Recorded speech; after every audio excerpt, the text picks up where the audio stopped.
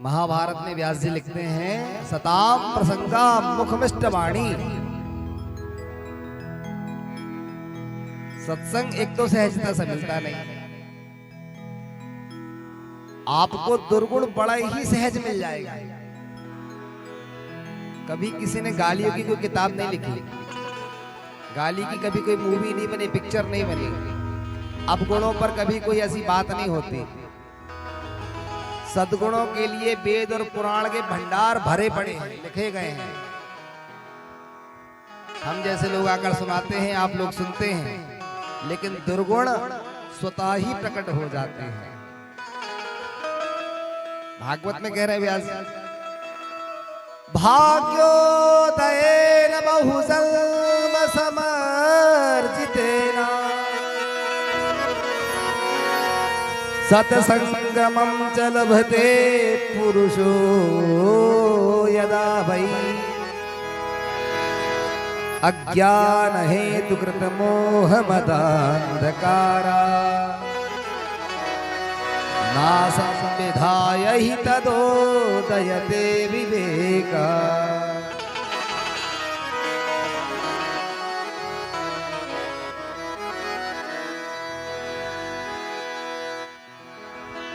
बड़े ही भाग्यों का जब उदय होता है तब जाकर के सत्संग की प्राप्ति हो पाती है। राजस्थान के एक राजा थे, उनका नाम था पीपाजी महाराज। अपने कैबिनेट सभा में बैठे हुए थे, मंत्रिमंडल में। उन्होंने अपने मंत्रियों से पूछा, हमारे पास किस चीज की कमी है? मंत्रियों ने कहा, महाराज सभी कुछ है, कोष खजाने भरे पड़े हैं। एक वृद्ध मंत्री थे, वे खड़े हुए, उन्होंने कहा, महाराज और तो राज्य में सब कुछ है, लेकिन आपके पास भक्ति की कमी है। खरीद कहीं मिलती होगी, 2-4 किलो बुला लो। नहीं महाराज बोले, वो ऐसे बिकती नहीं है, भक्ति को खरीदा नहीं जा सकता। फिर नगर के बाहर एक संत रहते हैं, पर्णकुटी बना करके, आप उनसे संपर्क करें। जब किसी चीज की उत्कंठा हो जाती है फिर व्यक्ति देरी नहीं करता, तुरंत रथ पर बैठे नगर के बाहर जा पहुंचे। जो संत रहते थे पर्णकुटी में, उनका नाम था रैदास जी। संत रैदास अपनी कुटिया के भीतर बैठे हुए कठौते में जल भर करके और चमड़े की नाड़ी फुला रहे थे। उतरे तो कुटिया के भीतर 10 और 5 भूतत्व हो गए 15, और 16वीं जो कला है उसका नाम है मन। कल हम दिल्ली में थे, कल लाल किला के सामने हम सेल्फी ले रहे थे। शरीर को पहुंचने में बाई ट्रेन जाएंगे यदि तो 24 घंटे लग जाएंगे, और बाई प्लेन जाएंगे हवाई यात्रा के द्वारा तो 2 घंटे लग जाएंगे। साइकिल फटफटू से जाएंगे तो 3 दिन लग जाएंगे। लेकिन यदि आप मन से जाना चाहें तो आधा सेकंड में पहुंच जाएंगे। मन की गति भगवान गीता में कह रहे, अर्जुन चंचलम ही मना कृष्ण, इस चंचल मन को जिसने वशीभूत कर लिया, तेषाम इंद्रिय निग्रहां यदि भवेत् विंध्यस्तरे सागर। इसलिए 10 इंद्रियों पर विजय प्राप्त नहीं कर से एकांत पर ही कर ली। महाराज दशरथ ने 10 इंद्रियों पर नियंत्रण करके रखा हुआ था, इसलिए उनका नाम दशरथ पड़ा। हम 10 पर नहीं कर सकते, 1 पर कर। कान देवता को ही कहते कम से कम 3 घंटे कथा तो सुने। पीपाजी महाराज ने जब आग्रह किया तो संत रैदास जी प्रसन्न हो गए। चमड़े को बाहर निकाला कठौते से और कहा, ये जल को पी लो। जल पीने को दे दिया। राजा ने देखा, मैं इस राज्य का राजा हूं और मुझे चमड़े का जल दे रहे पीने के लिए, बहुमूल्य व्यंजन खाने वाला, सोमरस का पान करने वाला, कोई लस्सी पिलाए, आइसक्रीम खिलाए, शरबत पिलाए, जूस पिलाए, चाय पिलाए तो बात बने, चमड़े का पानी दे रहे। पर ऋषि प्रसाद है, यदि इसका परित्याग करता हूं तो कहीं ना कहीं मुझे दोष लग जाएगा। तो क्या किया, अपनी चतुरता दिखाई राजा ने। जल को लिया, उठाया और सारा जल अपने ही वस्त्रों में उड़ेल लिया। पिया कुछ भी नहीं, अंधेला था वो तो अपने दूसरे कटोते में जल भर के नाड़ी पुनः फुलाने लगे। अच्छा महाराज प्रणाम करूंगा आपको। हाँ कल्याण होगा, ए मस्त, हमारा आशीर्वाद, जाओ। रथ पर बैठे चलने लगे, चमड़े की वह दुर्गंध आने लगी। विचार किया, सारे बहुमूल्य वस्त्र पहन करके गया हुआ था, सब मलिन हो गए। सारथी से कहा अति शीघ्र मुझे राजमहल पहुंचाओ। महल पर आते देर नहीं हुई, कपड़े खोली। तुरंत कहा संतरियों से मंत्रियों से स्नान का प्रबंध किया जाए, हम स्नान करेंगे। नहाने चले गए। अब राजा के कपड़े बहुमूल्य, धुलने के लिए धोबी लगे हुए। धोबी बीमार था, उसकी बिटिया आई, उसने कपड़े धोली। चमत्कार यह हुआ कि राजा की उधर बिटिया ने वस्त्र धुली धोबी की, वो तो ऋषि का प्रसाद था। अब वह जो कुछ चाहती वह होने लगता, जिसको राख उठा करके देती मूर्ख बुद्धिमान हो गया। जिसके शादी नहीं हो रही उसकी शादी लगने लगी, जिसके बच्चे नहीं हो रहे उसके बच्चे होने लगे, जिसके पास धन की कमी थी वह धनवान होने लगा, जिसको रोग था वह रोग मुक्त होने लगा। धीरे धीरे बात सारे नगर में फैल गई। मंत्रियों ने कहा महाराज हमारे नगर के बाहर एक सिद्धा आई हुई है और क्या चमत्कार कर रही है। चमत्कार हो रहा है, हमें तो कुछ परिभाषित नहीं हुआ। बोले महाराज जाना पड़ेगा। चलो बोले फिर हम भी आज दर्शन कराएं कौन सिद्ध महात्मा आई हुई। जैसे आए राजा तो धोबी महाराज बैठे हुए थे। महाराज आप क्यों आए, मुझे खबर कर देते, मैं आ जाता। अभी कोई वस्त्र धुलना है? नहीं नहीं, हम तो देखने आए थे कि यहाँ कौन चमत्कार रहा। अरे काहे का चमत्कार महाराज, बिटिया है अब। ये कैसे हुआ? आपके जो उस दिन मेरी अनुपस्थिति में इसने कपड़े धुले थे, उन रेशमी वस्त्रों को धुलते ही क्या चमत्कार हुआ कि उस दिन से बिटिया जिसको जो उठा करके देती है उसको उस चीज की प्राप्ति हो जाती है। याद आया उस दिन तो मैं महाराज रैदास जी की कुटिया पर गया हुआ था दर्शन करने के लिए। मुझे जो उन्होंने जल दिया था वो सारा जल मैंने अपने वस्त्रों में गिरा लिया।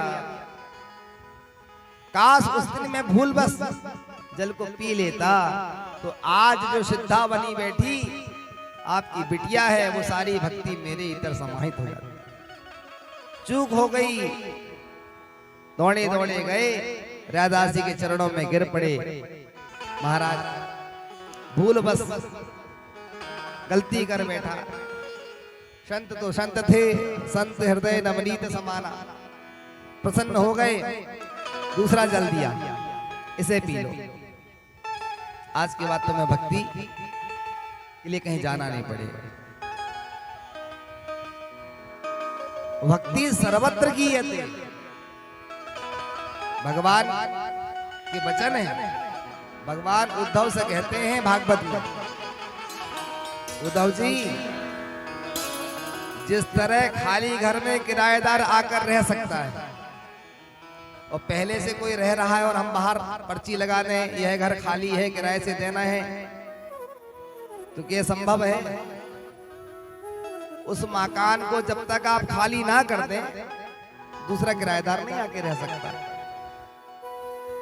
इसी प्रकार भगवान कहते हैं जब आपके भीतर से जो रहने वाले लोग हैं मद, मात्सर्य, लोभ, काम, क्रोध, विकार आदि जब ये चले जाएंगे मकान खाली हो जाएगा शरीर रूपी, तब मैं अपनी भार्या अपनी पत्नी भक्ति देवी के साथ आकर के आपके हृदय प्रदेश में निवास करता हूँ। बोली अम्बे मात की जय हो। उत्पन्ना द्रविणेशाहं वृद्धिं कर्णाटके गता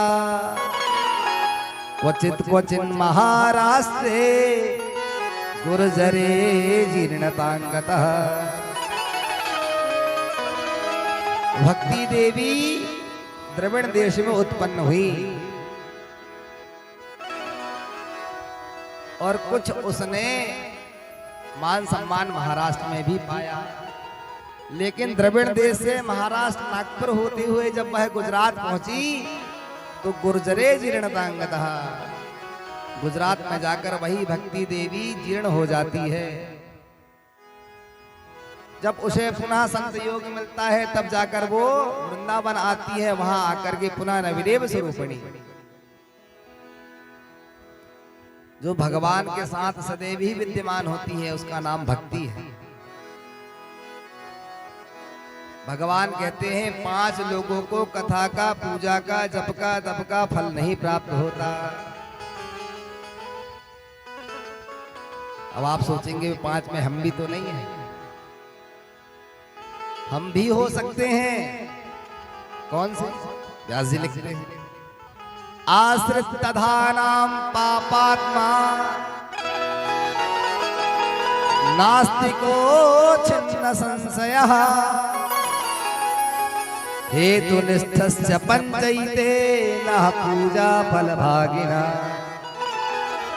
पहला व्यक्ति जिसमें श्रद्धा ना हो, बिना श्रद्धा की कथा को सुन रहा है, उसको किसी फल की प्राप्ति नहीं होती। इसलिए कहते हैं श्रद्धावान बनिए।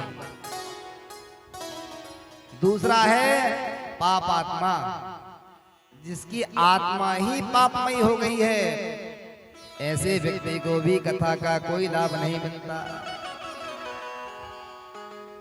जो तर्क करने वाला व्यक्ति होता है, ऐसे व्यक्ति को भी कथा की प्राप्ति नहीं होती।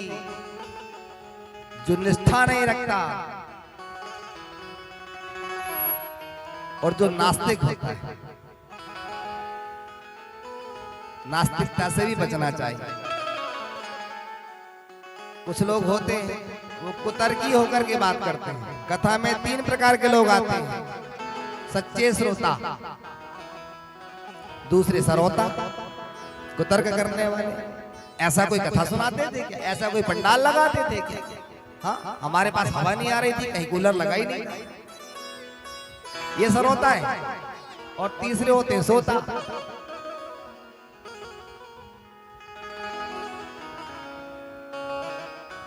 एक सेठ जी थे, पत्नी ने कहा कि कम से कम पड़ोस के गांव में देवी भागवत चल रही है, चले जाओ। तो पत्नी से थोड़े डरते थे, तो सोचा कि ये घर में सोने तो देगी नहीं, चलो कथा ही में कम से कम खर्राटी बजाओ। नहीं जाऊंगा तो दिन भर किटकिट करती है मेरे पीछे। तो भाई भी छीकट आदमी था, कौन किराया दे, रिक्शा टांगा, ऑटो का, पैदल चले गए। 5 रुपए का रिक्शा नहीं लिया उसने। कथा में आए, पंडित जी कथा सुनाई रहे थे, आइए बैठिए। कथा में आए, बैठ गए तो खंबा देख रहे थे, कहीं टिकने के लिए खंबा मिल जाता, और टिक करके बढ़िया खंबे में पंडित जी तो अपनी कथा सुनाने लगे। इन्होंने खंबा पकड़ा, खर्राटे बजा करके। क्या नींद आई महाराज। 3 घंटे का पूरा सत्संग हो गया, लोगों ने आरती कर लिए, प्रसाद ले लिए, घर जाने लगे। समिति के भाई लोग जब फट्टी उठाने लगे, झाड़ू लगाने लगे, तो कहे महाराज उठिए। अरे बोले वाह, कथा हो गई क्या? क्या कथा सुनाई पंडित जी ने? पीछे पलट करके देखिए, सब घर चले गए। हाँ हाँ, हम भी जाएंगे, हम तो रोज आएंगे कथा सुनने के लिए, रोज आते हैं, दूर के गांव से आते हैं। प्रसाद दे दीजिए, पत्नी जी प्रमाण पत्र मांगेंगे। सही में कथा सुनने गए थे कि बाजार चले गए? चिरौंजी और बूटा ले लिया हाथ में, घर गया। पत्नी ने कहा आ गए? बोले हाँ। बैठिए जलपान लाती, जल ला करके दी। अच्छा क्या सुनाए पंडित जी ने कथा में? कथा में पंडित जी ने, अरे पंडित जी ने क्या मंत्र सुनाए, क्या कथा सुनाए, मन गदगद हो गया। अरे बोले भाई तो बताइए क्या सुन करके आए? पंडित जी ने कहा था आइए बैठिए जाइए, आइए बैठिए जाइए। पत्नी ने कहा कि इनको जाप करना, ये मंत्र हैं। अब भंडारे का प्रसाद बट रहा था, कंजूस आदमी वही खा लिया, दो ने खा लिया। घर आया, कथा में इतना सो लिया था कि नींद भी काहे को आई। तो पत्नी फ्री हुई अपने गृह कार्य से निवृत्त होकर के और कहा कि भाई आप तो मंत्र जपो,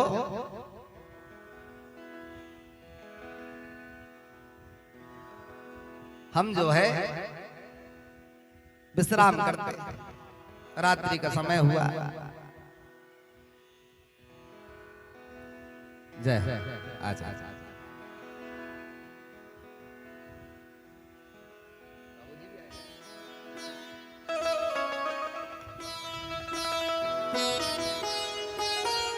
हमारी माता जी ने 10 वर्ष हो गए क्या अपने यहाँ कथा? 7 वर्ष हो गए आपके यहाँ पौनार आए थे भागवत सुनाने के लिए। ऐसा वैष्णव घर भी मिलना कठिन है।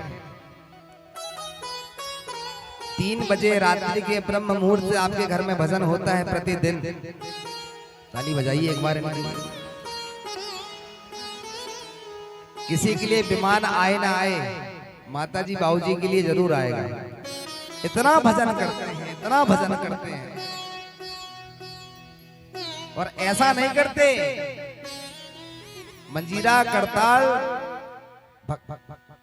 संगीत के 3 अंग है ना, गायन वादन और नृत्य, और तीनों आपके घर में होते हैं। 7 दिन हमने कथा सुनाई, पता ही नहीं चला 7 दिन कैसे पूरे हो गए। और इतने वेदज्ञ हैं बाबूजी, शास्त्रों का इतना ज्ञान होते हुए भी इतने सरल हैं, इतने सहज हैं। देखो जिसके पास ज्ञान होगा ना वो सरल और सहज होगा। तो आस पड़ोस में जब भी कथा होती तो पहुंच जाते हैं। पत्नी ने कहा तो कहा हम भोजन तो नहीं करेंगे, भंडारे का प्रसाद बट रहा था तो खा करके आ गए। और निद्रा आ नहीं रही है, कथा में इतना जो खंबा पकड़ के सो लिए। तो पत्नी ने कहा कम से कम मंत्र जाप ही कर। तो ये बैठे बैठे जप रहे थे, आइए बैठिए जाइए। ऐसा पति आज्ञाकारी मिला। आहा, पत्नी तो सोने के लिए चली गई और ये जप रहा था, आइए। इतने में चोर घुसा खिड़की से।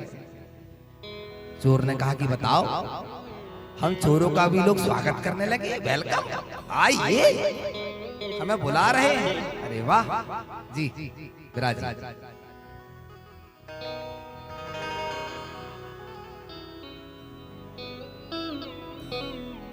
एक निवेदन और करते हैं, कथा में जब हम आते हैं उस समय आप व्यासपीठ के पास आ जाए, अथवा जब आरती हो जाती है उस समय आप प्रणाम करने आ जाए। अन्य जो श्रोता बंधु होते हैं, कथा का तारतम्य भी टूट जाता है। इसलिए प्रयास करें कि नीचे से प्रणाम करके आप अपने स्थान से बैठे बैठे प्रणाम कर लें और पुनः अपने आसन को ग्रहण करें। हमारे पीछे अन्य श्रोताओं के लिए कथा रुक जाती है, तो इस बात का भी हमें बोध होना चाहिए।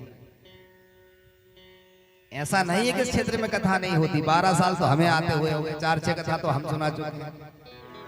तो श्रोता सब जाने पहचाने हैं, सब यज्ञ आदि को जानते हैं। अस्तु,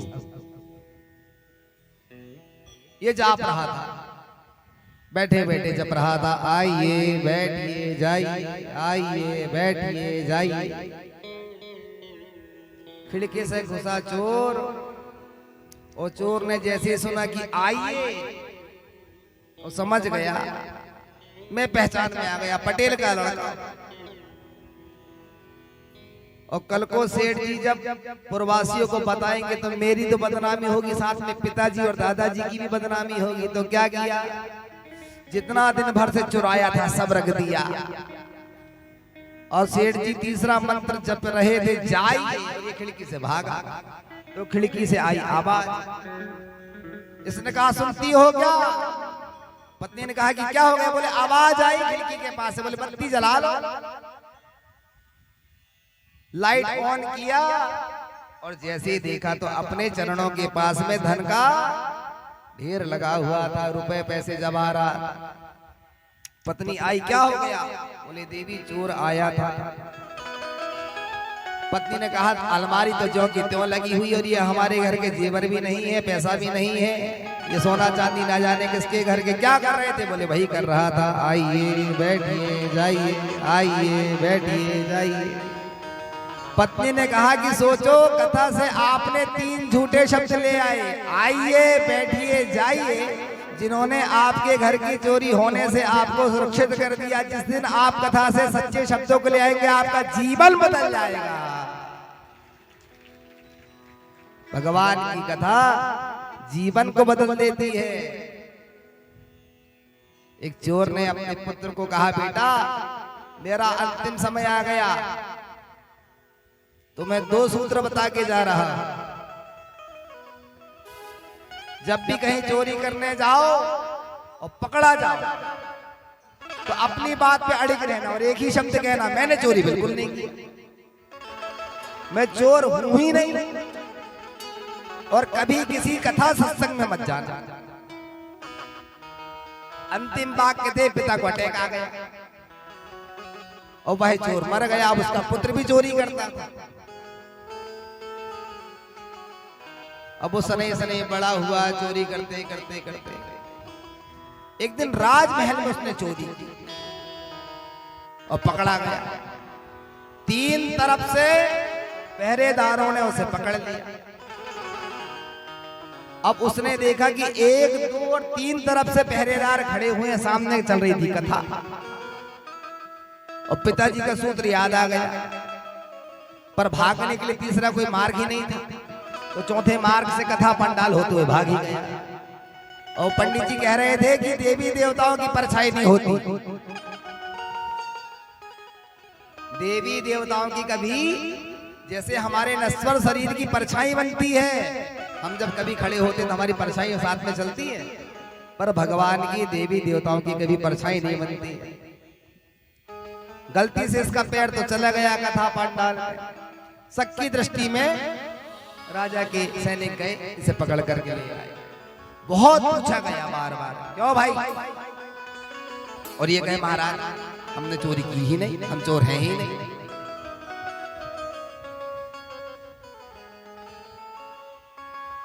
विश्लेषण कराया गया, कैसे पता करें कि यह व्यक्ति सत्य में ही चोर है और क्या इसने चोरी की है। तो कहा महाराज ये जिन देवी देवता की पूजा करते हैं, एक नाट्यकार को बुलाया गया, झांकी करता। कहा गया कि भाई तुम देवी बन करके जाओ और जेल खाने में ये बंद है चोर, इसके सामने प्रकाश करेंगे, उसकी परछाई आई और तुम देवी बन करके पूछना, बेटा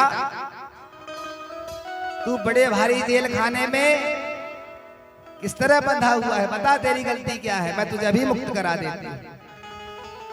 वो नाट्यकार गया देवी बनकर, पीछे से प्रकाश दिया गया, देवी मां प्रकट हो गई।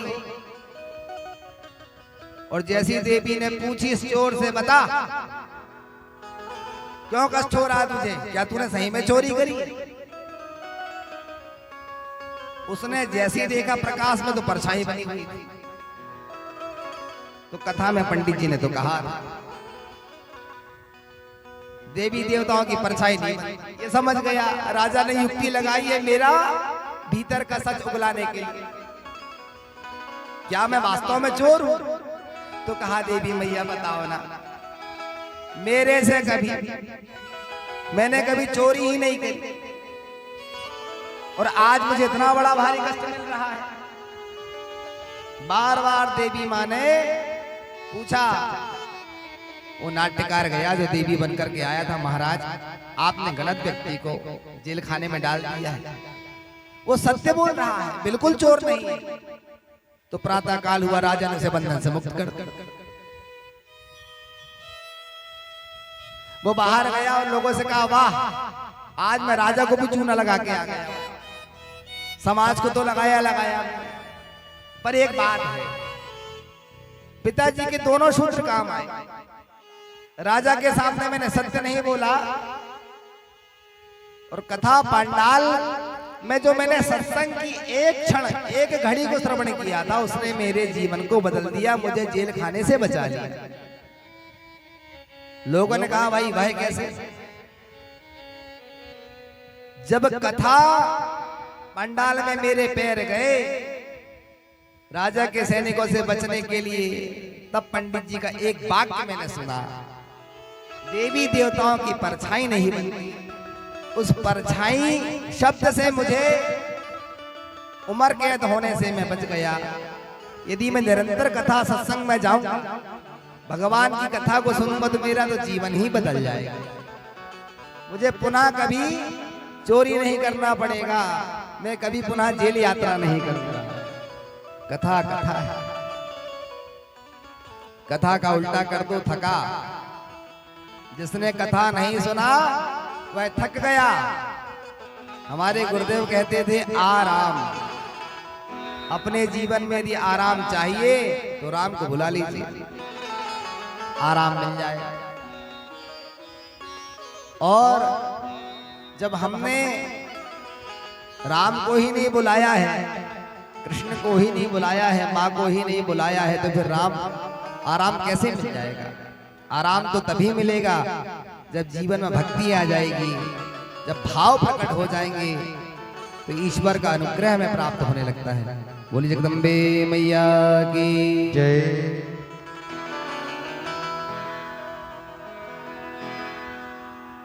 वसुदेव जी ने नारद मुनि के द्वारा नवाह ज्ञान यज्ञ कराया और सुंदर घर पे ही देवी भागवत महापुराण को श्रवण किया। एक थे महाराज ऋत्वाक मुनि, उनकी एक औरत संतान थी, एक ही पुत्र था। ऋत्वाक मुनि अपने पुत्र से बहुत परेशान थे। पुत्र लायक हो तो बहुत अच्छी बात हो, नालायक हो जाए तो? शास्त्र कह रहे हैं कोई माता पिता नहीं चाहता कि मुझे नालायक संतान मिले। अजात मृत मूर्खाणा बरवाद्यो न चाति सकृत दुख करो बात्या वंतिमस्तु पदे पदे। हे भगवान, आप बांझ रख देना वो ज्यादा अच्छा है, अथवा संतान हो गए और 10 मिनट बाद मर जावे वो भी चलेगा। लेकिन जो आपने दे दिया और वो यदि मूर्ख हो जाए, नालायक हो जाए, पंती मस्तु पदे पदे, हर क्षण में यदि उसकी घर में शिकायतें आ रही हैं, तो इससे अच्छा तो यह है कि हम बिना संतान की ही हो जाएं। ऋत्वाक मुनि अपनी एक औरत संतान से इतने परेशान हो गए, वो चाहते ये सुधर जाए।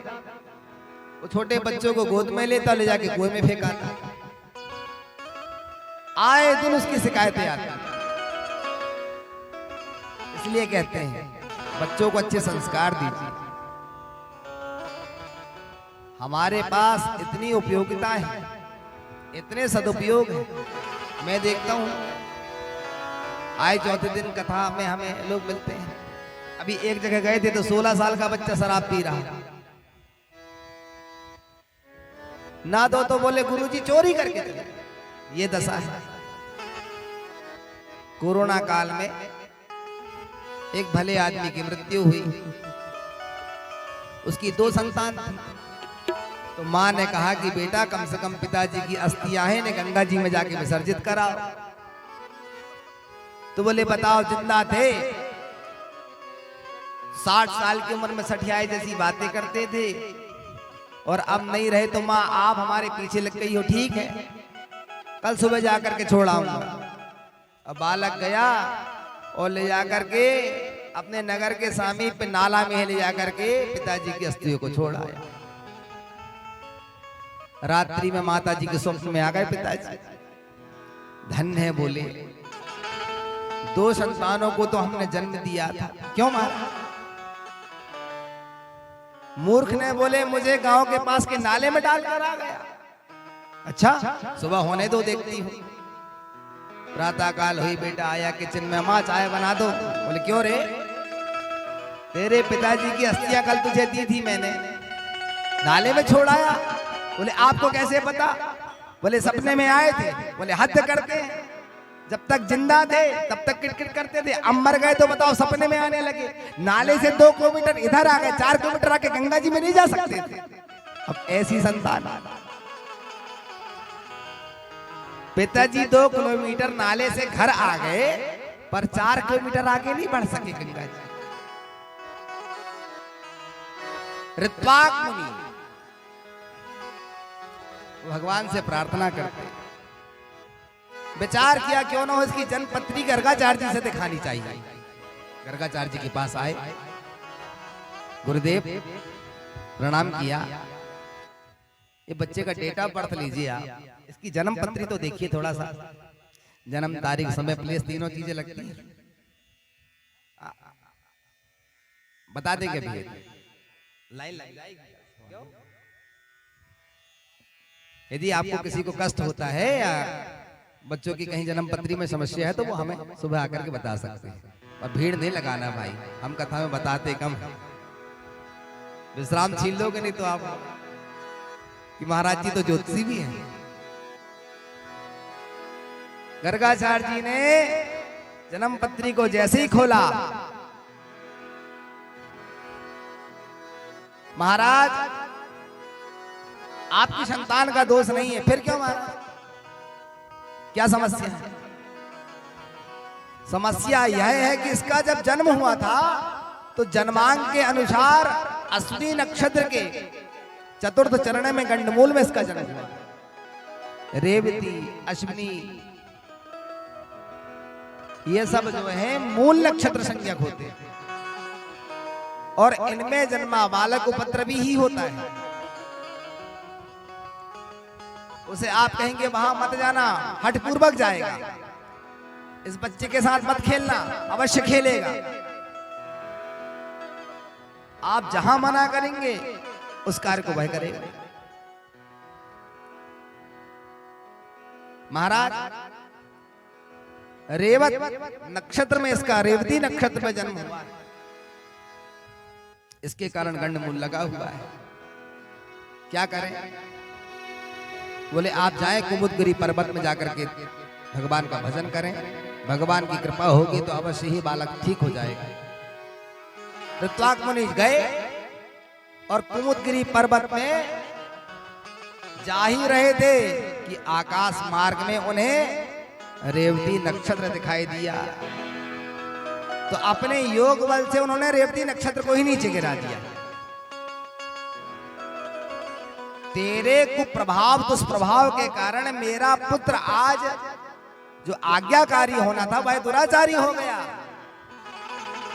ऋत्वाक मुनि ने अपने योग बल से रेवती नक्षत्र को ही गिरा करके भस्मीभूत कर दिया।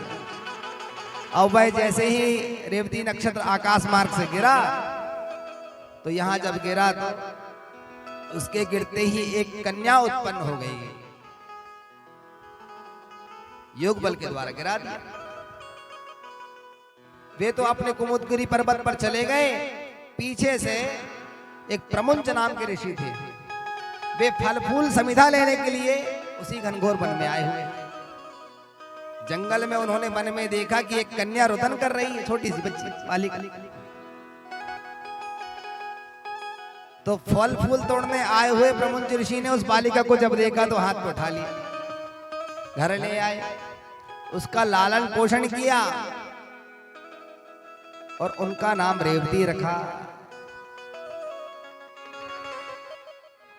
कालांतर में शनि शनि वह कन्या बढ़ने लगी। एक दिन उन्हें चिंता हुई कि इसके हाथ पीले करने का समय आ गया है, इसका विवाह करना चाहिए। यज्ञशाला में बैठे भगवान अग्निदेव को घी की आहुति प्रदान कर रहे थे। अग्निदेव प्रकट हो गए। चिंता मत करो प्रमुंज, इसके लिए वर स्वयं ही चल करके यहां आएगा। भगवान, उसका नाम क्या होगा? दुर्दम नाम का एक राजा है, उसी से इसका विवाह होगा। ये मस्त। अग्निदेव चले गए। ये आज बड़े प्रसन्न। और दुर्दम राजा की 3 पत्नियां थी पहले से। एक दिन आखेट करते करते वे आ पहुंचे। आश्रम पर आते देख रेवती नामक कन्या को जैसे ही देखा दुर्दम ने, तो वाक्य शैली निकली, हे प्रिय, आश्रम पर कोई है क्या? उन्होंने कहा कि पिताजी यज्ञशाला पर है, आप उनसे भेंट कर सकते हैं, यज्ञशाला पे चले जाइए। और जैसे आए दुर्दम ऋषि राजा, तो ऋषि प्रमुंज ने देखा तो अपने शिष्यों से कहा कि लाओ लाओ आसन ले आओ, हमारे दामाद आए हुए हैं, इन्हें आसन दो बैठने के लिए। दुर्दम ने कहा, सरकार, मैं और आपका दामाद, मेरा विवाह तो और किसी के घर में हुआ है, आपने आते बराबर मेरी कन्या से क्या कहा था? हे प्रिय, हे प्रिय केवल अपनी पत्नी के लिए प्रयोग किया जाने वाला वाचक शब्द है। अब महाराज शब्द थे, वे तो निकल ही गए। भगवान शंकराचार्य कहते हैं शब्द ही ब्रह्म है। प्रत्येक वाक्यों को बहुत सोच समझकर बोलना चाहिए।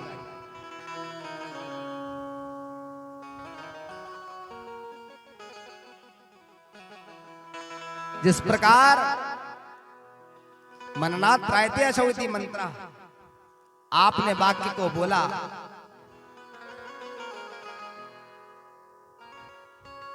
और जब आपने कहा बेटी हे प्रिय, तो प्रिया प्रियतम के लिए कहा जाता है, पत्नी के लिए कहा जाता है। दृष्टिपूतम नैषेद वाक्यपूतम वस्त्रपूतम पिबेत जलम मंत्रपूतम वदेत वाक्यम मनःपूतम समाचरे। भगवान ने आपको एक नहीं 2 आंखें दी हैं, और फिर भी काला चश्मा लगाकर आंख में पट्टी बांध करके दिया। आप चलेंगे तो खंबे और गड्ढे पे तो गिरेंगे ही, आंख को खोल करके चलिए। दूसरा वाक्य वदेद वाक्यम, अपने शब्दों के वाक्यों को ऐसा सुधार करके बोलिए किसी को कष्ट ना पहुंचे।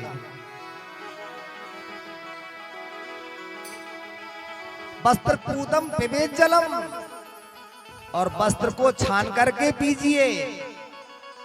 और मनःपूतम समाचरे, कार्य को ऐसा करे जो आपको भी अच्छा लगे और परिजनों को भी अच्छा लगे। आपने प्रिया शब्द कहा है, क्या करना चाहिए आप ही बताएं, आप तो राजा हैं। दुर्दम ने कहा, महाराज फिर ठीक, हम ही विवाह करें। उन्होंने कहा कि हम हमारी कन्या से पूछ लेते हैं। रेवती को बुलाया, बेटी तुम्हारा विवाह करना चाहता हूं। पिताजी, मैंने आज तक नहीं पूछा मेरा जन्म कैसे हुआ, आप तो त्रिकालदर्शी हैं, बताएं। तब उन्होंने कहा कि ऋत्वाक मुनि के श्राप के द्वारा तुम तारा मंडल में जो नक्षत्र हुआ करते थे, तुम्हारा पतन हुआ, तुम यहाँ पर आए कन्या रूप में, तुमने जन्म लिया। मैं तो गया हुआ था फल समिधा लेने के लिए, लेकिन अब तुम्हारे पीले हाथ करने का समय आ गया है। जिस प्रकार वे ऋषि मुझे यहां बुला सकते हैं, तो क्या आप स्वतः पहुंचा नहीं सकते? तारा मंडल पर आप मेरा, तो अपने योग बल के द्वारा उन्होंने रेवती को वहां स्थापित किया। राजा दुर्दम ने 5 बार देवी भागवत पुराण यज्ञ को श्रवण किया। प्रभाव यह हुआ कि समस्त विकार नष्ट हो गए। इसलिए भगवती की अर्चना, भगवती की उपासना ये सर्वोपरि है। कुछ ना बने तो लौंग की माला ला करके माता को अर्पण करते, मखाने की लाई उससे बना करके माला अर्पण करते, कुछ ना बने तो कपूर की आरती पान पर रख करके माता की करो, फिर देखो सारे विघ्न कैसे दूर होते। बहुत भंडार भरा पड़ा है, इतनी व्यवस्थाएं शास्त्र में है, कहीं और जाने की आवश्यकता नहीं। करना हमें है बस, 2-4 रुपए को उपाय होते प्रतिदिन बढ़िया। जैसे गणेश जी को दूर्वा की माला, ऐसी माता रानी मखाने की माला, लवंग उसे लाकर भगवान ब्रह्मांड पुराण में कहते हैं, अगस्त्य ऋषि का संवाद है, और रुद्रयामल तंत्र में माता पार्वती को शंकर भगवान उपदेश कर रहे हैं। पार्वती चतुर्भी शिवश्चक्रैः शक्ति चक्रैश्च पंचभी नवश्चक्रैः संसिद्धिं श्रीचक्रं शिवयोर्वपुः। एक श्री यंत्र में 4 जो चक्र होते हैं वो शंकर के होते हैं, शिव के, और 5 शक्ति के होते हैं। ऐसे 9 चक्र को मिलाकर के एक श्री यंत्र की उत्पत्ति हुई। श्री माने लक्ष्मी, श्री माने दुर्गा, श्री माने काली, श्री माने सरस्वती, श्री माने सावित्री। जो व्यक्ति लक्ष्मी का उपासक होता है, श्री विद्या का साधक होता है, जो व्यक्ति गायत्री का साधक होता है, उसको श्री यंत्र की पूजा अवश्य करनी चाहिए। 2 प्रकार की विद्या होती, परा और अपरा। एक पौराणिक नाम हो गया गायत्री, और उसी का तंत्रोक्त नाम हुआ श्री विद्या। इसलिए हमने कहा था जब हम यहाँ आए थे कि आप चाहें तो प्रातः काल में यहाँ श्री अर्चन के द्वारा आप प्रतिदिन, बहुत ज्यादा सेवा तो नहीं कर पाएंगे, मध्यकाल में आप पुराण को श्रवण करिएगा, और प्रातः काल हमारे आचार्यों के द्वारा आप श्री चक्र पर अक्षत रौली आदि से, काजू लौंग इत्यादि से भगवती का अर्चन होता है, वो आप कर सकते हैं। क्या होगा? भगवान ललिता सहस्त्र नाम में कहते हैं, मार्ग अगस्त्य ऋषि का संवाद है। भगवती कैसी है?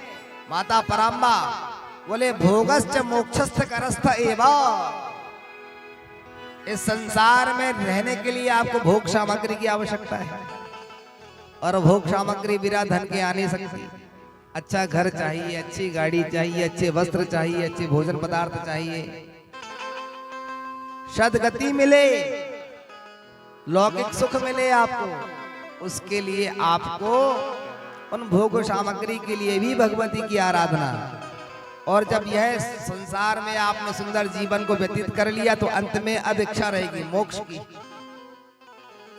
कि भगवान अब मोक्ष मिल जाए, अब पुनः 84 लाख योनि में पुनः ना आना पड़े।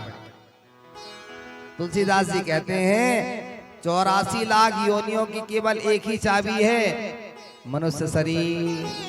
साधन धाम मोक्ष करी द्वारा, साधन धाम मोक्ष करी द्वारा, साधन धाम मोक्ष करी द्वारा, साधन धाम मोक्ष करी द्वारा, पाए न जेहि परलोक सवारा, पाए न जेहि सब लोक सवारा, पाए न जेहि परलोक सवारा, पाए न जेहि सब लोक सवारा, देवी पूजे पद कमल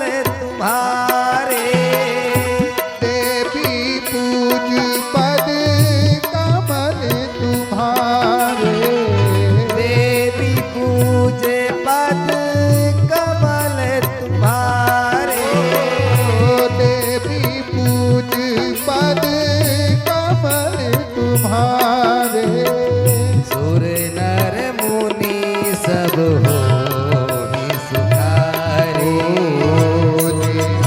पूज पद कमल तुम्हारे, सुर नर मुनि सब हो सुखारे, सुर नर मुनि सब हो ही सुखारे।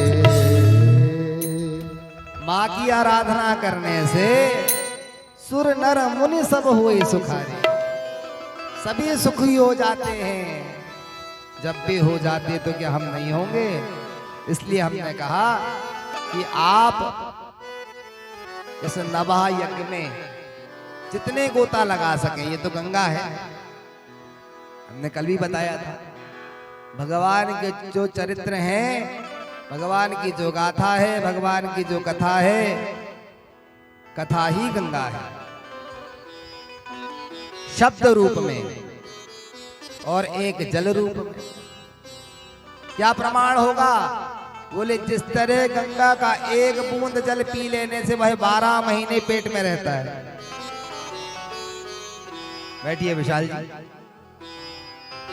आपके ससुराल गए थे, वही भी 13वां वर्ष हो गया, तब आपसे भेंट हुई थी। अच्छा, बड़े बदमाश आदमी, इतनी बार हम यहाँ कथा सुनाने आते, कभी घर नहीं ले गए। यदि हमारे यहाँ के दामाद, इनका जनकपुर है वहाँ चक्की खमरिया में, और दामादों की क्लास लगाना तो कोई हमसे जाएगा। एक और है हमारे वहाँ साहू जी, पिछली बार देवी भागवत में वो थे और भागवत पुराण में, तो हम भी उन्हें रिश्ते में जीजा जी कहते हैं, और खूब खिंचाई हम ही करते हैं। फिर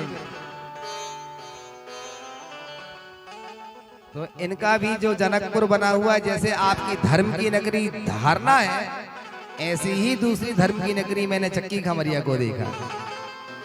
वहां के मंदिर, वहां के लोग, आपको ऐसा लगेगा महाराज भगवान के दर्शन करने के बाद कि आप किसी गांव में नहीं, किसी तीर्थ पर खड़े हुए हैं, किसी तीर्थ के मंदिर में जाकर के आप दर्शन कर रहे हैं। उस मंदिर की ऐसी ऊर्जा आपको, जैसे कल हम एक दीदी के यहाँ गए हुए थे रात में, तो वहां भोले बाबा के जैसे हमने बांके बिहारी के दर्शन किए, और क्या कहना, 12 वर्ष तक जिस मंदिर में पूजन हो जाए वो मंदिर सिद्धपीठ कहलाता है। निरंतर होना चाहिए, खंडित नहीं होना चाहिए। दूसरा,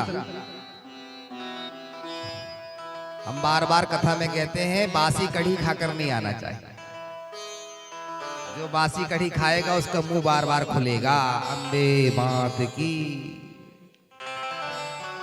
तो कृपया करके निवेदन है, कथा YouTube पर है हमारी, श्रीमद चैनल आप डाउनलोड कर सकते हैं अपने YouTube पर जाकर के, भाई लोग लिंक आपको दे देंगे। आप इस कथा को अपने घर पर भी सुन सकते हैं, और उसमें जो भी हमारी कथाएं होती हैं वो सब वहां पर अपलोड होती हैं।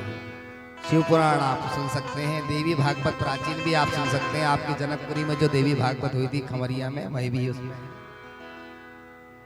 राम कथा उस पर है, श्रीमद् भागवत पुराण उस पर है, 18 पुराण में जो भी हम करते हैं वो उसमें सब आप भी दिख रहे हैं, ध्यान रखना। इसलिए हम कह रहे हैं भाई थोड़ा सावधानी से आप बैठेंगे और सावधानी पूर्वक कथा सुनेंगे। विभिन्न घाटों पर बैठे हुए लोग यूट्यूब के माध्यम से कथा सुन लेते हैं और फिर बाद में फोन करके बताते भी हैं।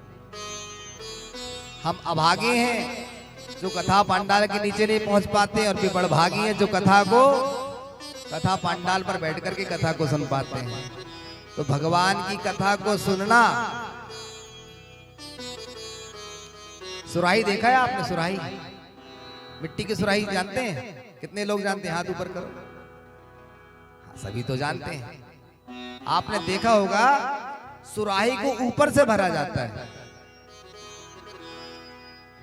है और नीचे से उसके जल को पानी पीने के लिए लिया जाता है। भगवान ने हमारे शरीर में भी एक सुराही बनाई है। यहां से जल को भरिए और जब भर जाए तो यहां से निकाल निकाल करके पीजिए। कान से भरा जाता है, श्रवणम ग्रहण, सुनने के बाद में उसे गुनिए, ग्रहण करिए और ग्रहण करने के बाद में जीवन में अपनाइए। ये भी नहीं कर सकते तो फिर जीवन व्यर्थ है। भगवान की गाथा, भगवान की कथा,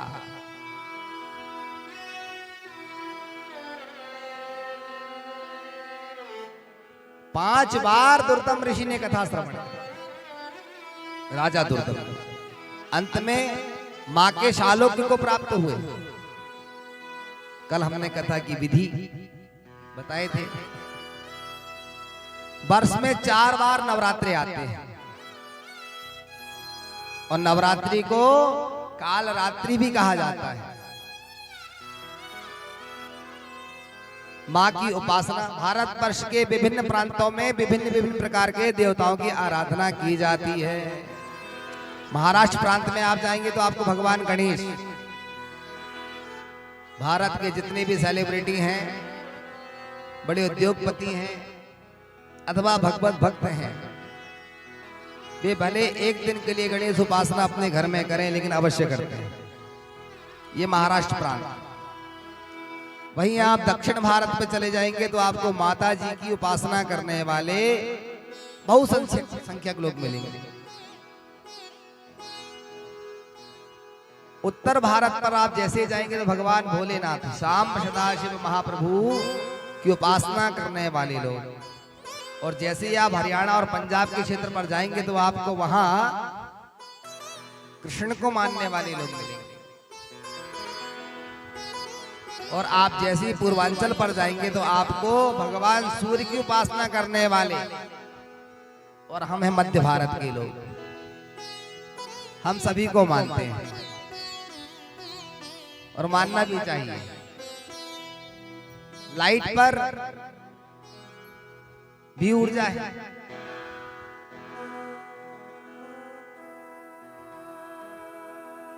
जो कार्य प्रेस कर सकती है वो क्या कूलर कर सकता है?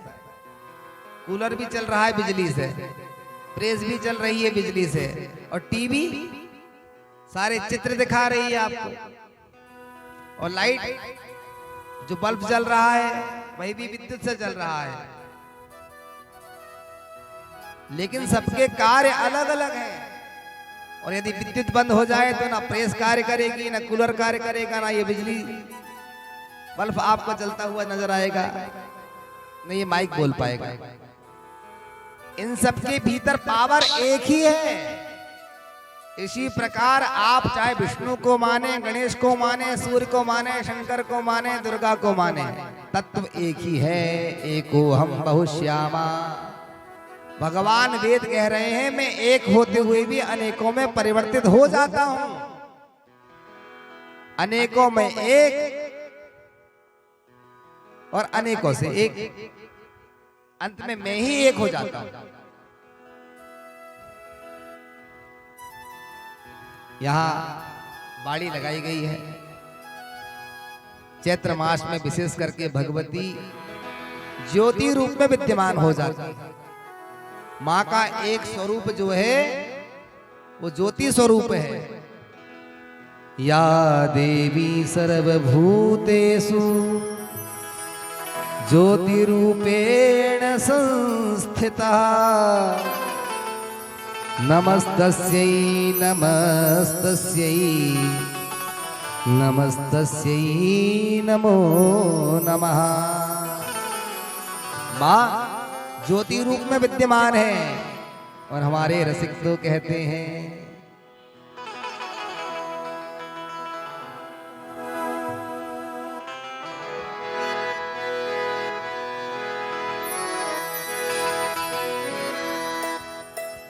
माई तेरी जोत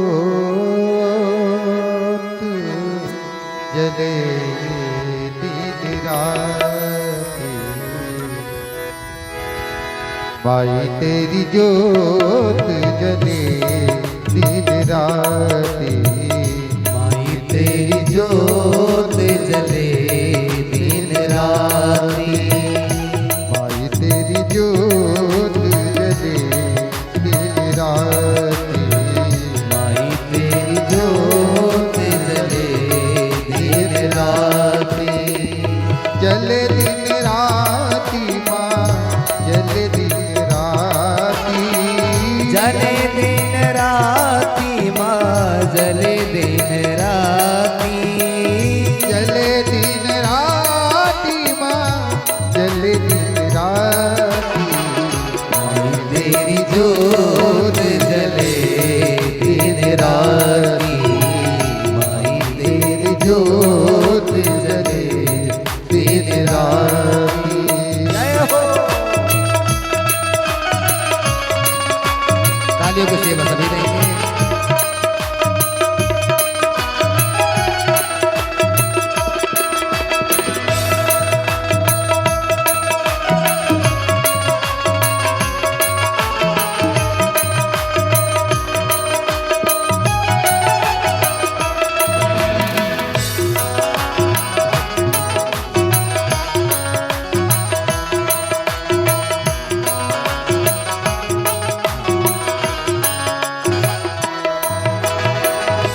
काहे में दीप बनाऊं, काहेन का तेरा दीप बनाऊं, और काहन की में बाती हो, और काहन की में बाती आबादी, माई तेरी जोत जले दिन राती, माई तेरी जोत जले दिन राती, जले दिन राती माँ जले दिन राती, ओ जले दिन राती माँ जले दिन राती, जले दिन राती माँ जले दिन राती, माई तेरी जोत जले दिन राती, माई तेरी जोत जले दिन राती। जय हो।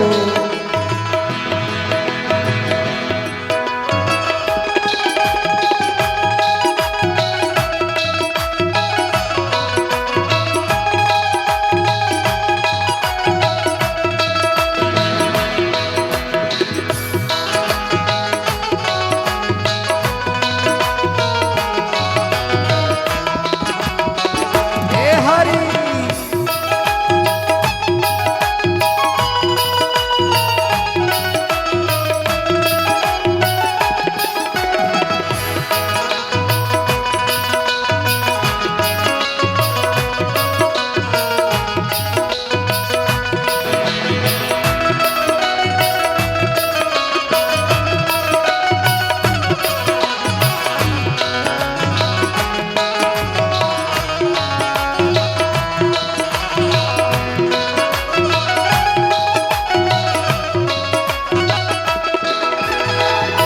असुअन जल का में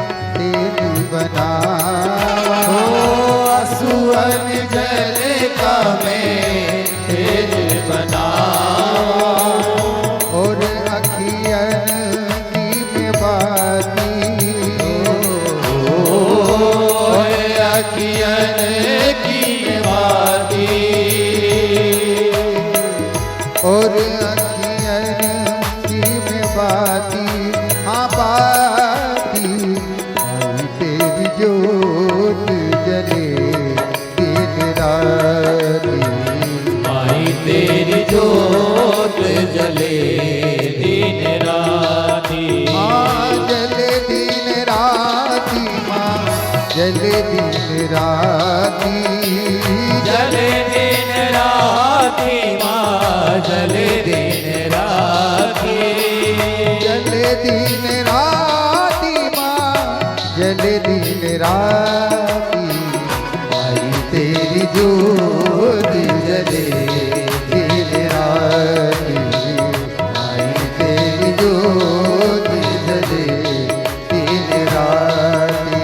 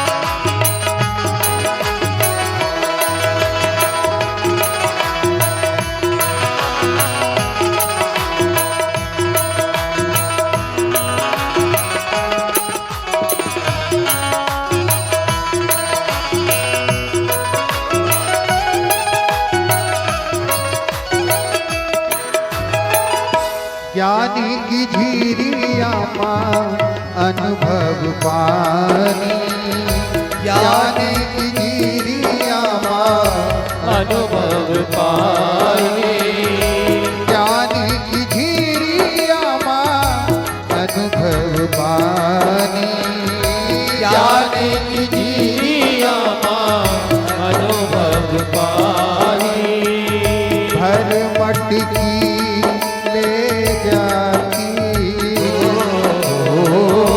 भर मटकी ले जाती श्री रामायण गीता भागवत श्री रामायण गीता भागवत श्री रामायण गीता भागवत श्री रामायण गीता भागवत पढ़ पढ़ के दुख पाती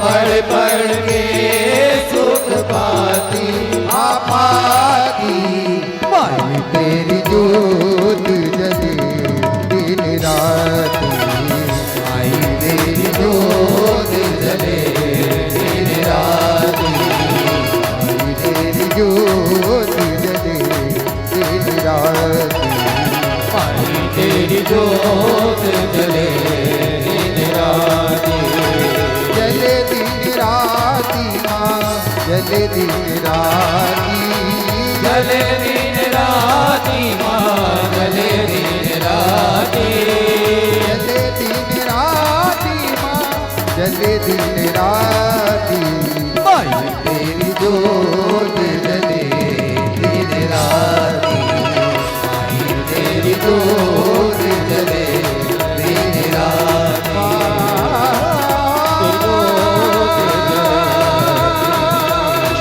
शेरावली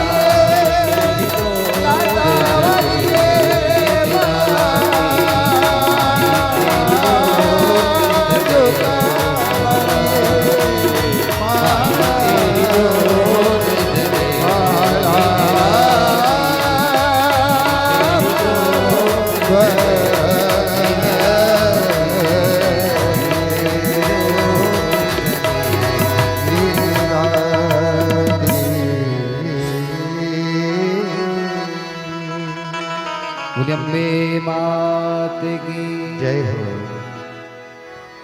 श्री शौनक जी ने पूछा, सूत जी महाराज, व्यास नंदन श्री सुखदेव जी महाराज का प्रादुर्भाव किस तरह हुआ, आप वह बताने की कृपा करें। सूत जी महाराज ने जब शौनक आदि ऋषियों की जिज्ञासा को देखा तो उनसे रहा नहीं गया और उन्होंने कहा, महाराज जो आपने प्रश्न किया है उस कथा को मैं अवश्य श्रवण कराऊंगा। एक समय सत्यवती नंदन महर्षि वेद व्यास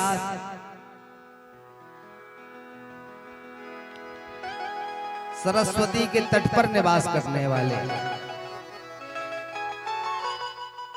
उन्होंने दो शुक शावकों को देखा।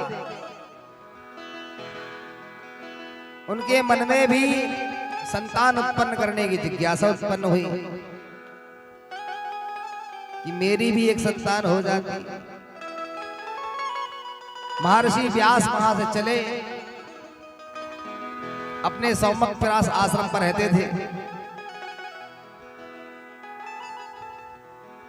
बैठे बैठे तप कर रहे थे, भगवान शंकर प्रकट हुए। इंद्र ने जाकर कहा, भगवान कौन है? भगवान महादेव ने कहा, जानते नहीं हो? जिन्होंने एक वेद के 4 वेद बनाए वे महर्षि वेदव्यास हैं। भगवान मां का स्तवन कर रहे हैं, इन्हें संतान की चाह है। संतान की इच्छा बड़ी प्रबल होती है। भक्त भगवान से कहता है, प्रभु वसुदेव जरा कष्टम कष्टात् निर्धन जीवनम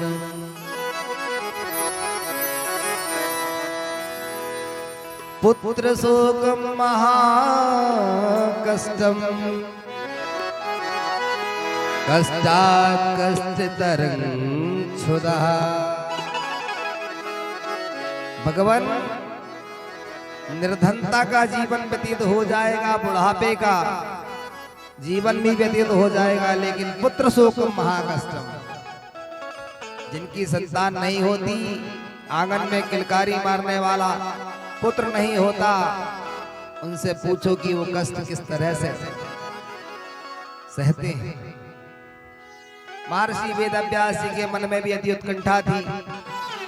सुख शावक को उन्होंने देख लिया और मन की गति, भगवान का भजन कर रहे थे, मार्ग में चले जा रहे थे, अप्सरा दिखाई दी, कामज्वर उत्पन्न हो गया और कामाग्नि के उत्पन्न होते ही महर्षि वेदव्यास मानो उस अप्सरा के पीछे भागने लगे, तो वह अंतर ध्यान हो गई। मन को धैर्य बताया, लेकिन मन की गति तो अप्सरा के प्रति थी। कामाग्नि जो भीतर जल चुकी थी, आए आकर के अरणि मंथन करने लगे। मंथन करते करते ही वीर उत्पन्न हो गया, स्खलित हो गया और अरणि में जाकर के जा पहुंचा।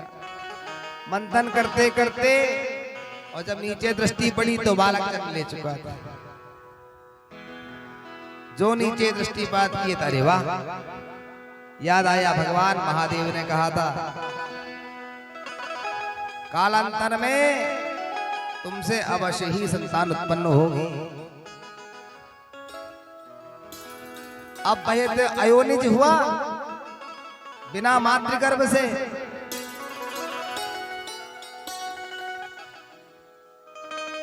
सुखी शावक को देख करके मन में इच्छा प्रकट हुई थी, इसलिए इनका नाम रखा गया सुखदेव स्वामी। बोलिए सुखदेव जी महाराज की जय। समय अनुसार जब बढ़े हुए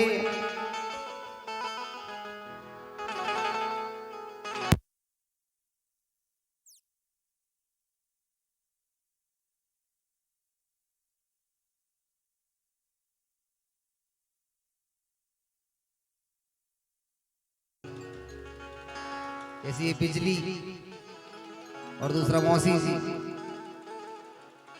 निद्रा मौसी।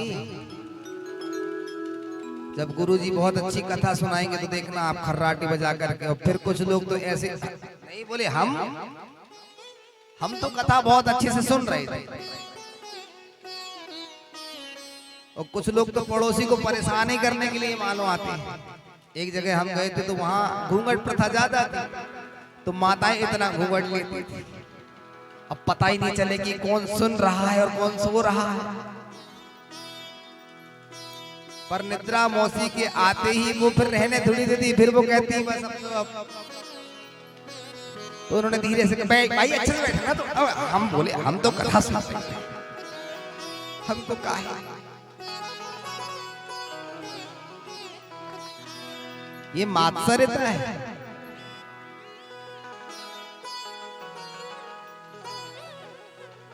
उधर मच्छर इधर मत्सर, और दोनों काटने वाले हैं। मात्सर्यता भी काटती है, मच्छर भी काटता है। एक गांव में आए लड़की वाले लड़के को देखने के लिए।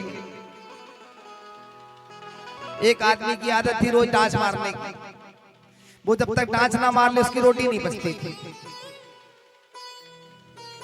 वो बाहर टहले आंगन में और विचार करे कि कम से कम ये बाहर तो आते मेहमान, तो अंदर चाय नाश्ता चल रहा था। बच्चों ने कहा कि चलो पान बाहर चल करके खाएंगे, अब बुजुर्ग अपना वार्तालाप करें। तो ये तो भला आदमी भ्रमण कर ही रहा था। जय हो भगत जी की, कहां से आए हो? बस पास के गांव पोनार से आए। अरे भाग हैं आपके। क्यों महाराज? लड़के में कोई दोस्त नहीं, लड़के में ऐसा कोई दोस्त नहीं है। जब कभी दाव लग जाता है तो थोड़ा बहुत पी लेता है। अच्छा पत्ती भी खेलता है, शराब भी पीता नहीं, ऐसे रोज रोज तो नहीं खेलता है। पर जब कभी किसी की साइकिल मोटरसाइकिल चुरा लेता है तो पैसों का जुगाड़ हो जाता है। शराब भी पीता है, पत्ते भी खेलता है, चोरी भी करता है। लड़का गया दौड़, फूफा जी अरे सुनो तो, बड़े भाग्य व्यक्ति ना हम पान खाने बाहर निकलते, ना बेचारा हमको लड़के की हकीकत बताता। अरे बोले घर चल, उनसे कहो कि घर पहुंच करके बताएंगे जो पंचई मतला गए नहीं का। घर में जाकर के 4 लोगों से बात करेंगे, उसके बाद में फिर आपको खबर देंगे कि लड़का पसंद आया कि नहीं आया। अच्छा खासा लड़का, एक भी जिसमें अवगुण नहीं थे, इसे डांच मार लेने वाले ने उसको अवगुणी साबित कर दिया और रिश्ता होते होते ही टूट गया। ये मत्सरता है और ये समाज में आपको बहुरूप में दिखाई देगी। इनसे बचना है। घर के भीतर मच्छर काटता है और घर के बाहर मात्सर काटता है। अस्तु। संतान की चाह रखने वाले महर्षि वेदव्यास, नारद जी का आगमन हुआ। उन्होंने कहा भगवान मैं किसका भजन करूं? नारद जी ने कहा यही प्रश्न मैंने मेरे पिता ब्रह्मा से किया था। ब्रह्मा जी एक दिन बैठे हुए थे, उन्होंने भगवान नारायण को जाकर के देखा तो नेत्र बंद किए हुए ध्यान मग्न होकर के भगवान नारायण बैठे हुए थे। भगवान नारायण को नेत्र बंद किए हुए देख करके पिता ब्रह्मा प्रतीक्षा करने लगे कि भगवान ध्यान मग्नता से जागृत अवस्था में आए और मैं कुछ अपनी वार्तालाप करूं। जब भगवान जागृत अवस्था में आए, ब्रह्मा जी ने प्रणाम किया और भगवान नारायण से पूछा प्रभु आप किसका ध्यान करते हैं?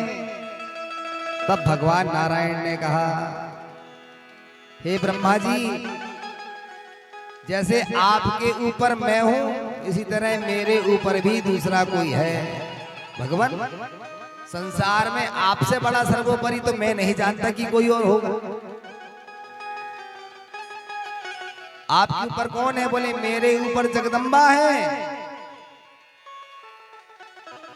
जिस तरह आप संसार का सृजन करते हैं, मैं पालन करता हूं और शंकर संहरण करते हैं।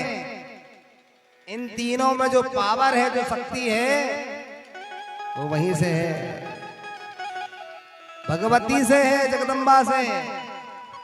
मैं उन्हीं देवी की, उनका ही ध्यान करता हूं, उनकी ही आराधना करता हूं।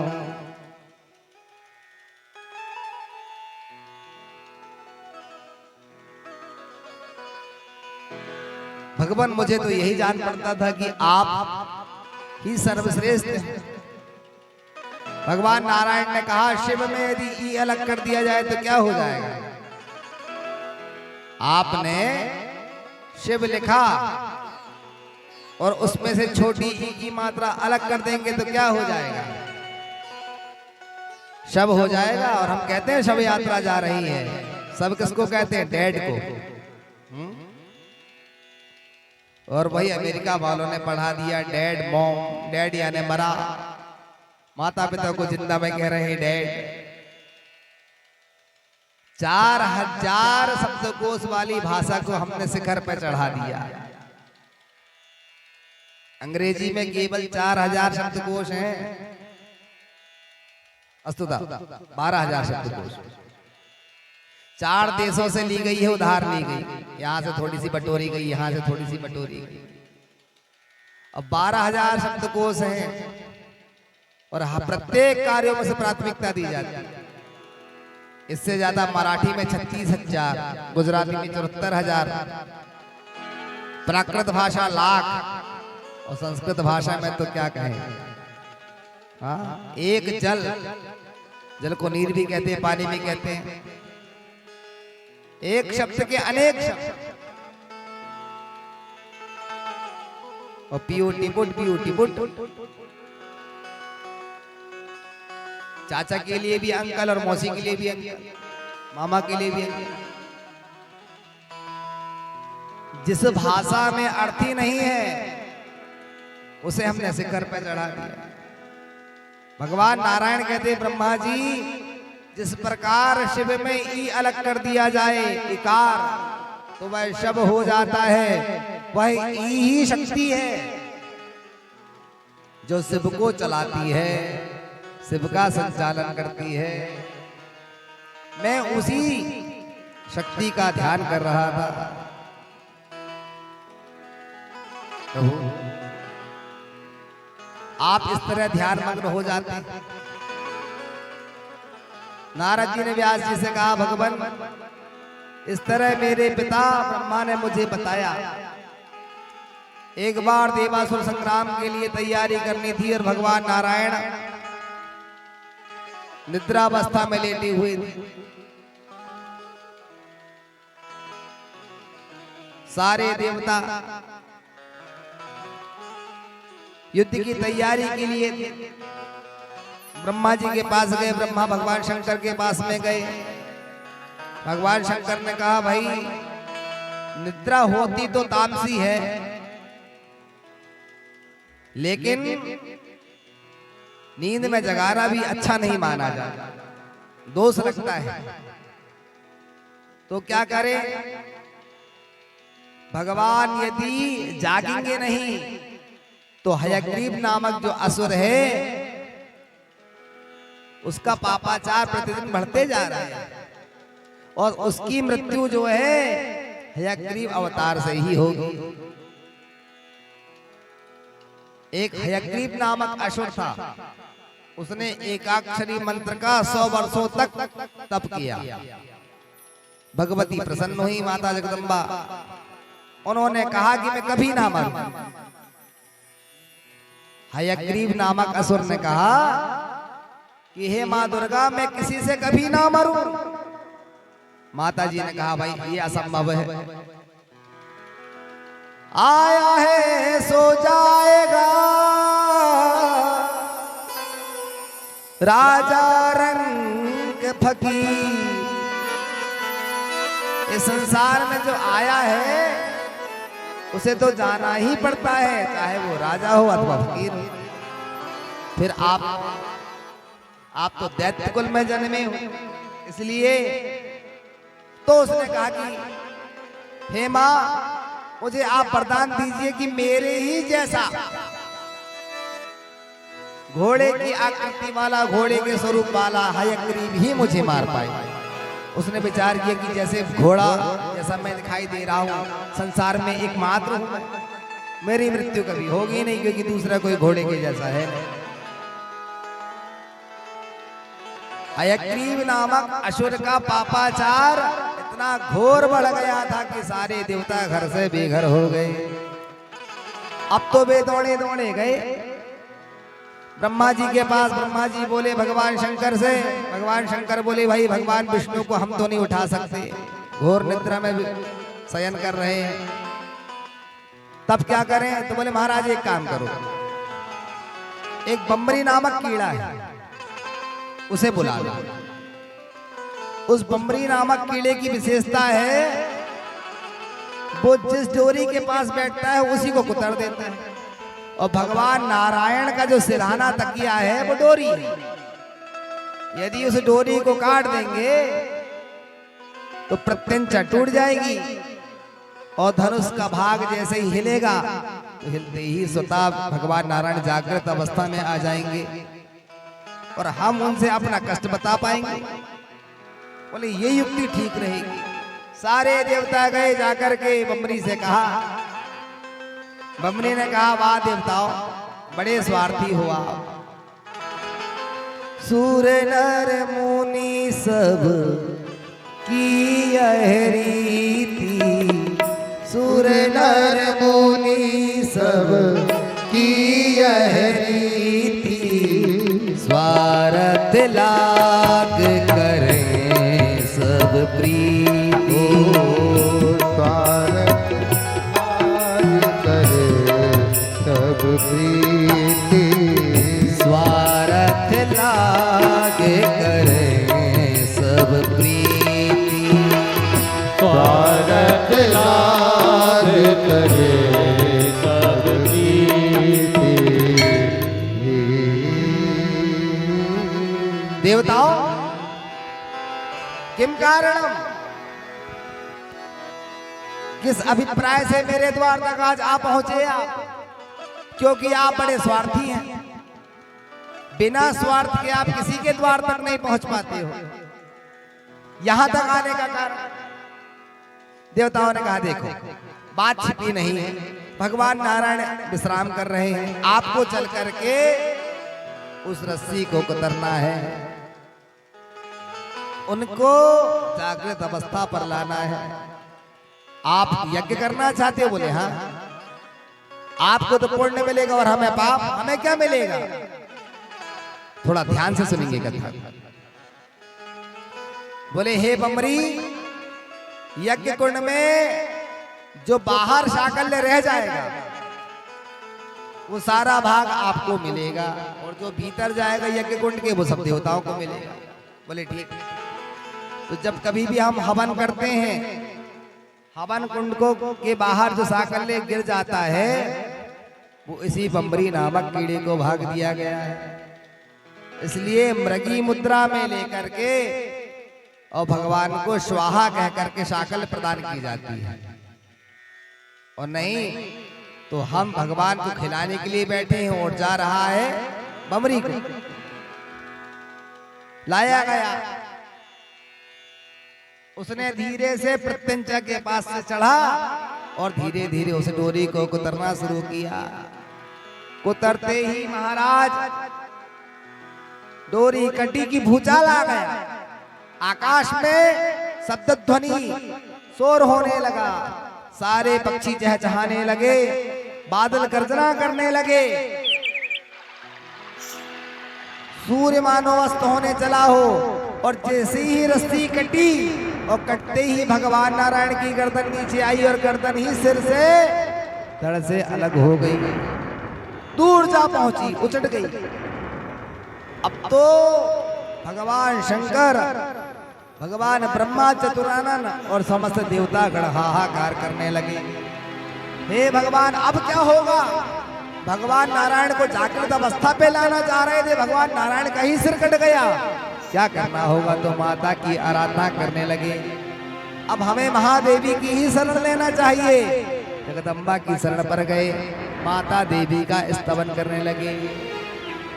मुक्ता कुंदेन्दु गौरा मणिमय मुकुटाम्बरत्नता टंकयुक्ता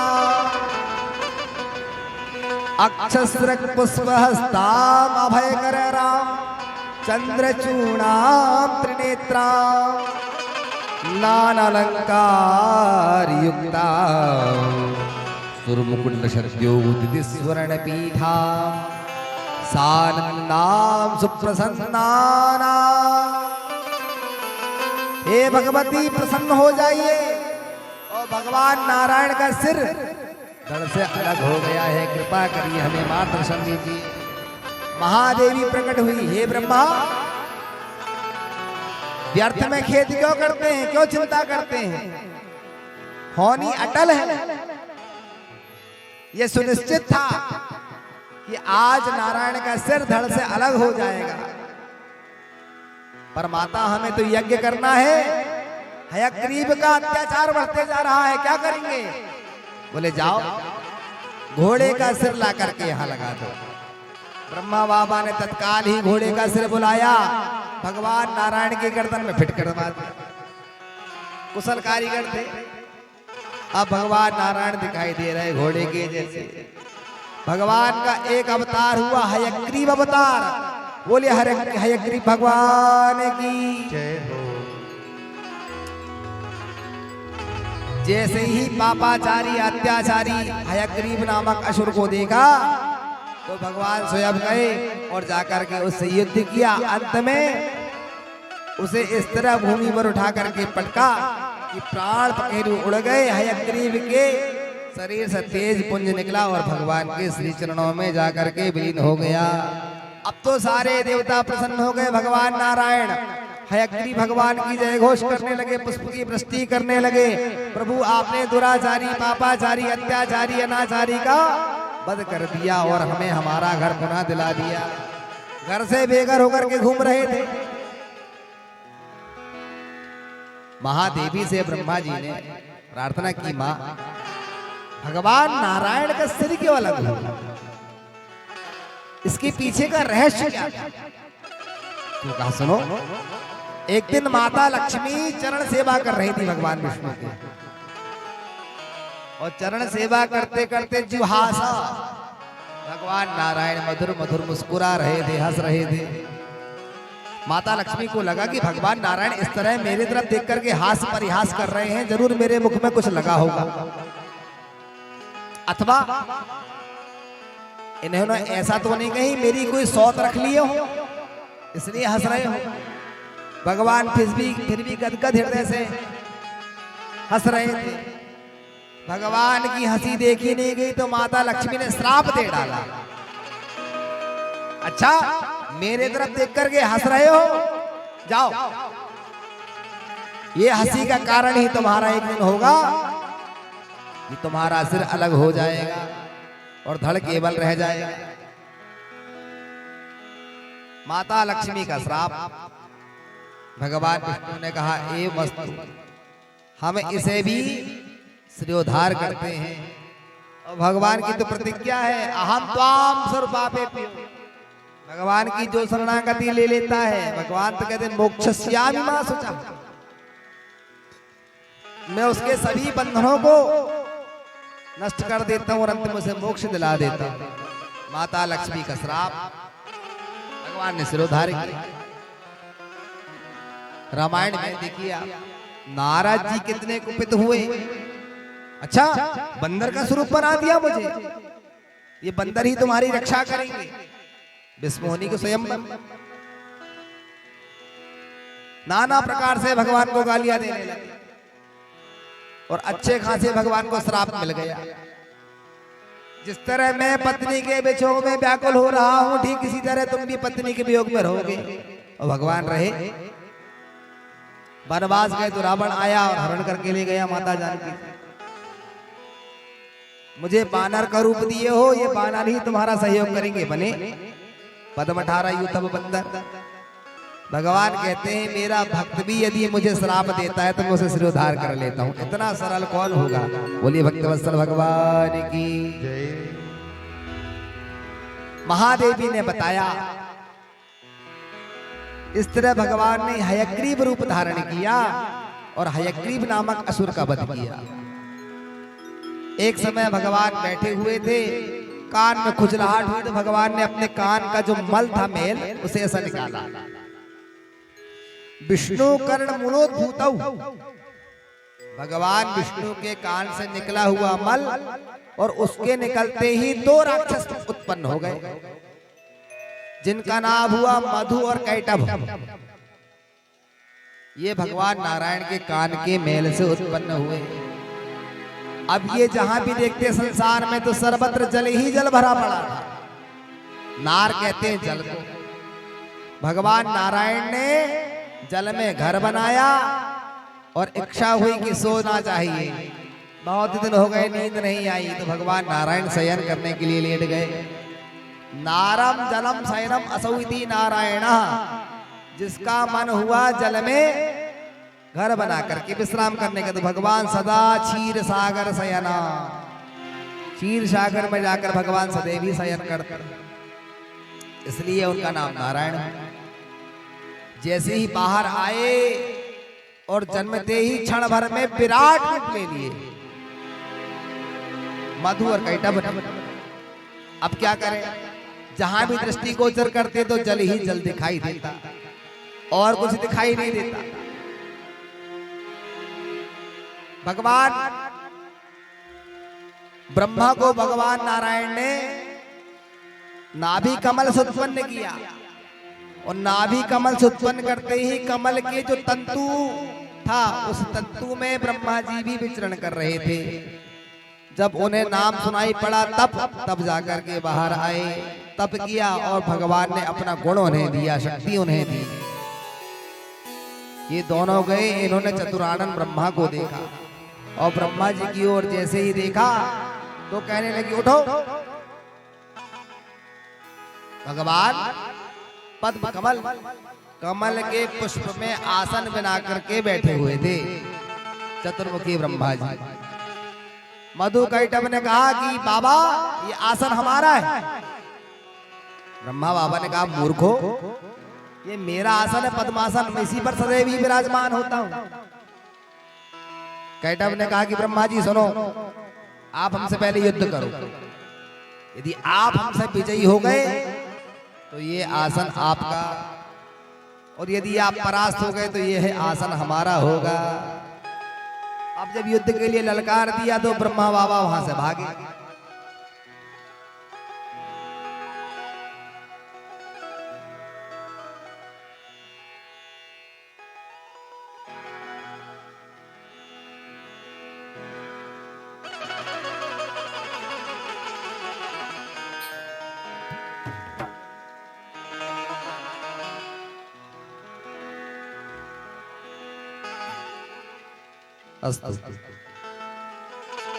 जैसे ही ब्रह्मा जी आगे आगे पीछे पीछे मधु कैटभ,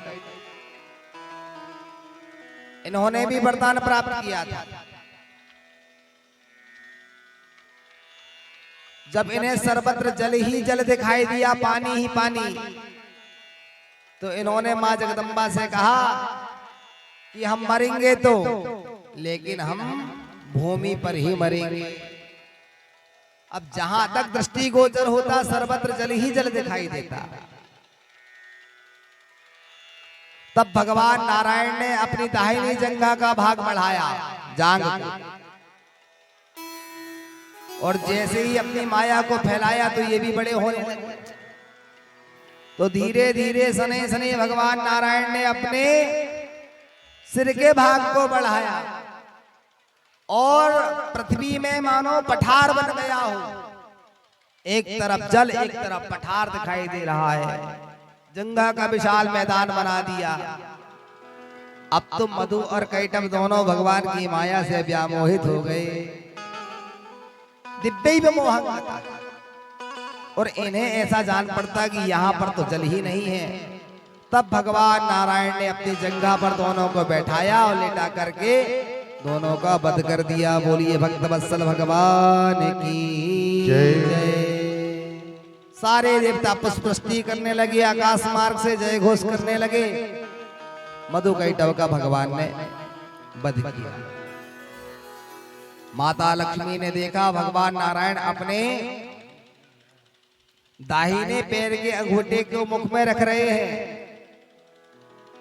करार बिंदेन पदार बिंदम मुखार बिंदे विनिवेशयन्तम वटस्य पत्रस्य पुटे शयानम बालम मुकुंदम मनसा स्मरामि। बट के पत्ते पर भगवान लेटे हुए हैं और अपने दाहिने पैर के अंगूठे को भगवान दूसरे। माता लक्ष्मी प्रकट हो गई, बोले प्रभु आप भी। और भगवान नारायण अपनी लीला दिखा रहे हैं। बोली लक्ष्मी मैया की।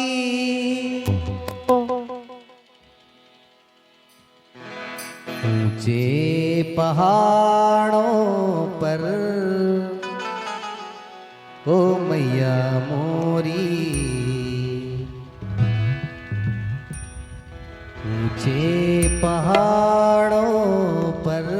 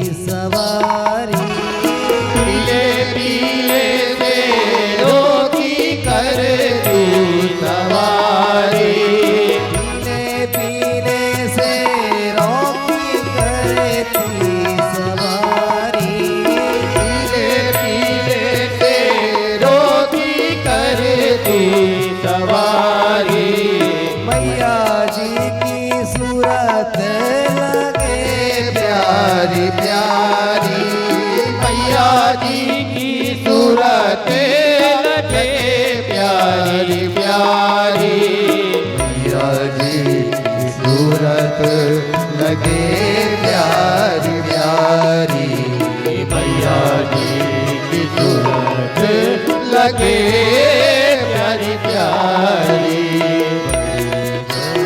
दानी है ओ मैया मोरी बड़ी वरदानी है, ममता मई है तेरी अजब कहानी है, ममता मई मेरी माँ तेरी अजब कहानी है, ममता मई मेरी माँ तेरी अजब कहानी है।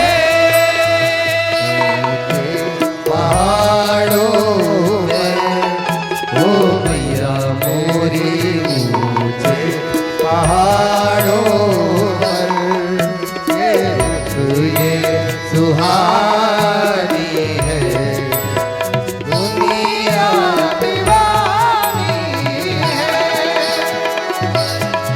ये सुहानी दुनिया दीवानी है। दुनिया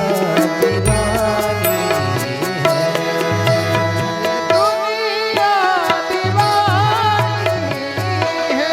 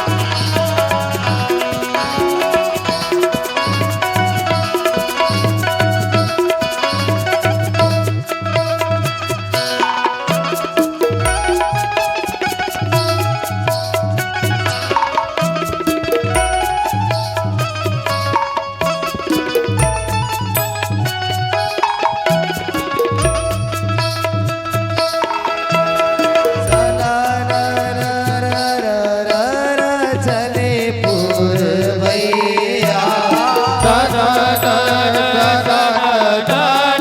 चले पुरवैया, चले पुरवैया चले पुरवैया। बड़ी मझधार में मोरी नैया, बड़ी मझधार में मोरी नैया, आगे बचाओ मैया तुम हो भैया, आगे बचाओ तुम्हें भैया गुण गाते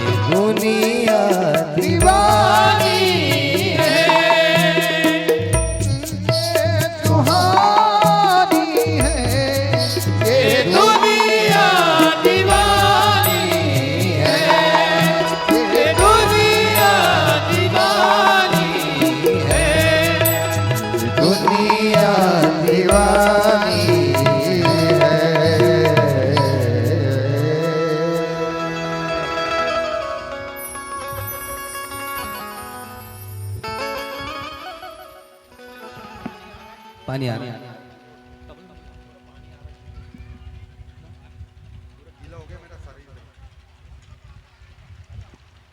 थोड़ा आगे आ गया।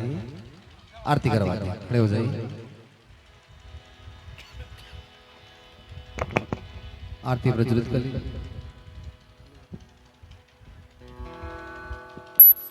चलो हमें बोल hello hello hello hello hello ओम चंद्रमा मनसो जात सचो सूर्यो अजायत श्रोत्राद्वायुष प्राणश मुखादग्निरजायत हो जाएगा।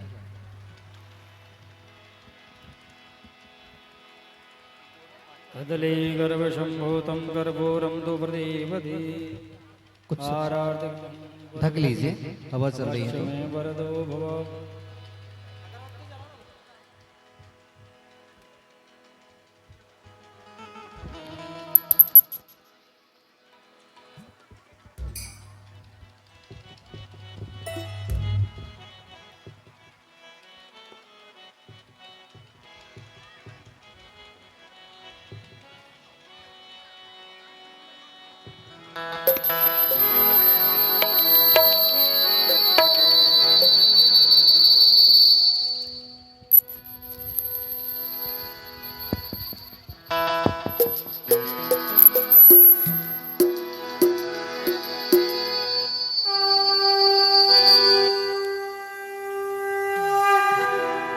चलिया ना मेरी माँ धारना चलिया ना।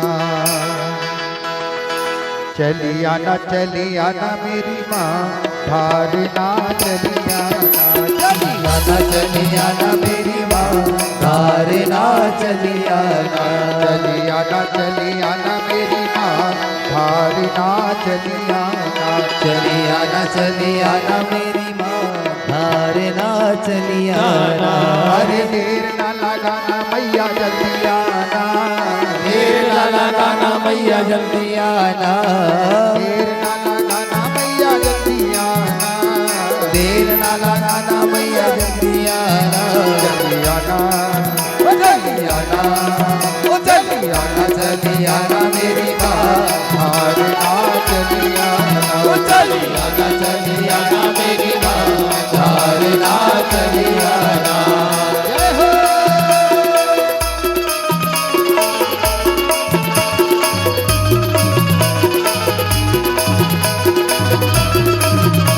ए भैया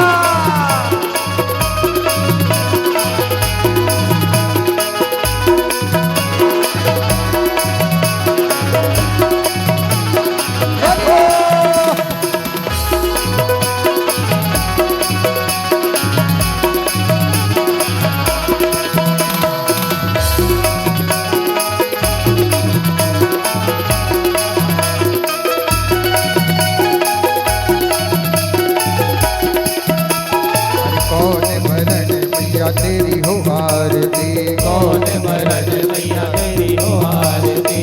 कौन भरण मैया तेरी हो आरती। कौन भजन मैया तेरी हो आरती। कौन भरण तेरू भार हमारे गाँव चलिया ना। कौन भरण तेरो भार हमारे गाँव चली आना। अरे देर ना लगाना मैया जल्दी आना। देर ना लगाना मैया जल्दी आना। चलिया ना मेरी माँ धारना चलिया ना। चली आना मेरी माँ धारना चली आना। कपूर भरण मैया तेरी हो आरती। कपूर भरण मैया तेरी हो आरती। कपूर भरण मैया तेरी हो आरती। कपूर भरण मैया तेरी हो आरती। लौट भरण तेरो भार हमारे गाँव चलिया ना। कपूर भरण तेरो भार हमारे गाँव चली आना। अरे देर ना लगाना मैया जल्दी आना। देर ना लगाना मैया जल्दी आना।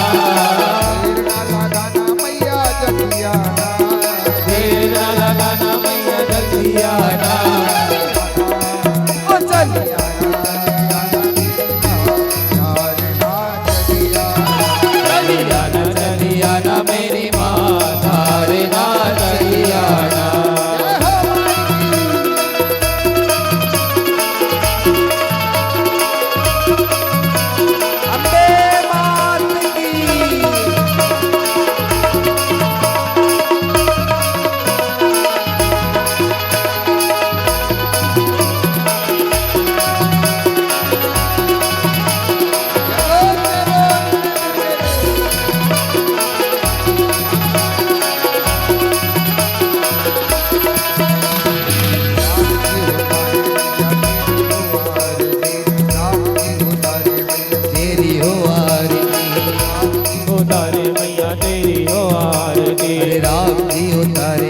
तेरी हो आरती।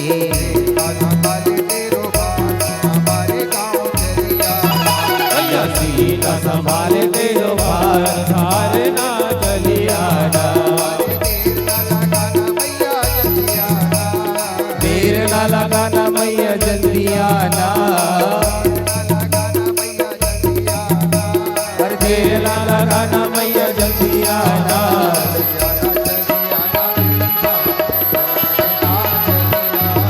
चलियाना चलियाना मेरी माँ हमारे गाँव चलियाना।